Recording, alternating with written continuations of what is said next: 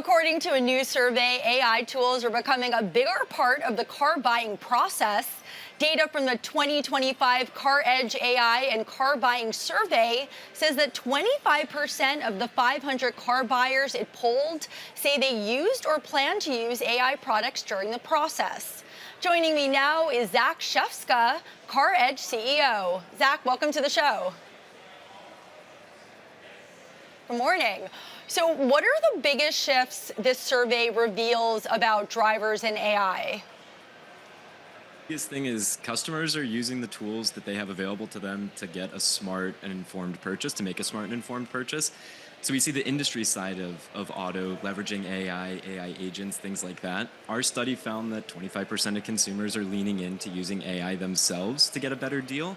And what was interesting is we projected out into the future, 40% of customers say they will in the future use AI tools. Most of it right now is for make and model research. 88% of those who said they are using AI are using it to do vehicle research. But a small but mighty percentage of those that we polled as well say they're using these tools to help them with negotiation skills, financing options, things like that.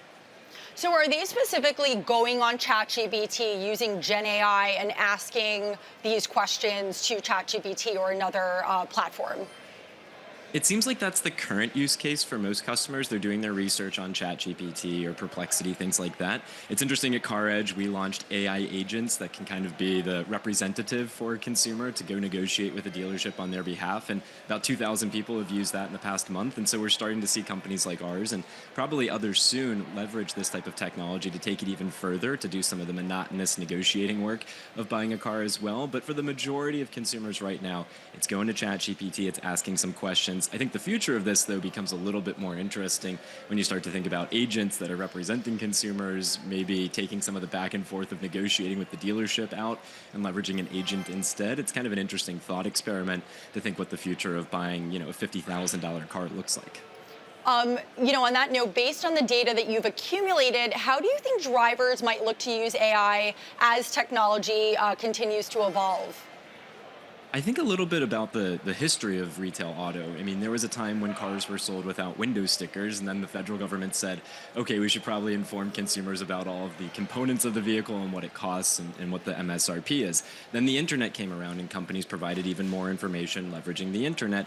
And now we're entering the age of AI, where even better information or more accurate information, or heck, even help making the decision of what car to buy and what price to pay will become more and more accessible to consumers. So I see this as a little bit of a natural progression in an industry that is fairly opaque and should be significantly more transparent. I think we're getting closer and closer to leveling the playing field for consumers and really just providing information, getting rid of information asymmetry and really making sure that everyone has the same information to make an informed decision, the salesperson and the customer. Yeah, and that kind of leads into my next question. Do you think AI is giving buyers the upper hand over the dealers? I hear you say it's going to be balanced, but how is that working? How is that happening?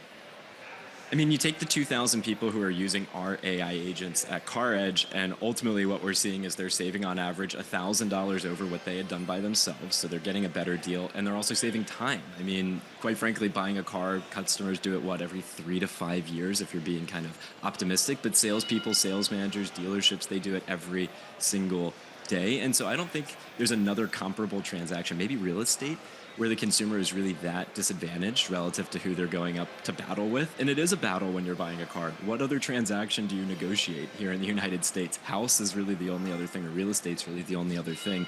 So we see it as a tremendous opportunity to level that playing field and, quite frankly, bring efficiency to the broader industry. There may be a future where you don't need for all of your transactions to have a back and forth and, quote, let me go talk to my manager type of interaction to get a fair deal. So we're really excited about what the future looks like. And we think that consumers are going to be the ones that kind of drive this forward, and ultimately the auto industry will have to follow. All right, and in the last few seconds, anything buyers should be cautious of before leaning on AI too much? I mean, hallucinations are still a real thing. So even if your AI, friendly AI buddy tells you should get a $30,000 deal on that $70,000 Jeep Grand Cherokee, double check, do your homework, talk to some friends and some peers. The hallucinations, unfortunately, are still a real thing. Thank you, Zach Shefska, CarEdge CEO.